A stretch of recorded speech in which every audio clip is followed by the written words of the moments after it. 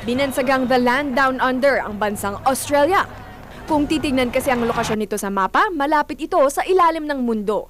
Base sa consensus noong 1901, nasa 700 lang ang Pinoy sa Australia. Pero nang baguhin ng Australian government ang kanilang mahigpit na patakaran para sa mga immigrants, nabuksan ang maraming oportunidad para sa mga Pinoy.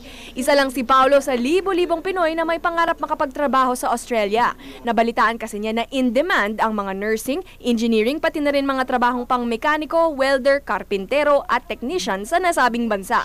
Kaya naman para mas lumaki ang tsansa niya, nagdesisyon muna siyang mag-aral sa isang Australian College of Learning sa Muntinlupa. It's very good having opportunity here in the Philippines to get education that is can be recognized in Australia. So basically with ACL, we're an Australian College of Learning delivering educational programs and traineeship to Filipinos to basically achieve their dreams in Australia. Kung may oportunidad sa Australia, bukas rin ang Canada para sa maraming trabaho. In demand ngayon ang mga nasa service sector tulad ng karpintero, minero, foreman, hairdresser at maging beauticians. Karamihan dito sa Alberta, isang bayan sa northwestern Canada na ngayon pa lang nakikilala. Pero Australia man o Canada, iisa lang naman ang hangad nila, ang makapagtrabaho at makapag-ipon ng sapat para sa kanilang pamilya.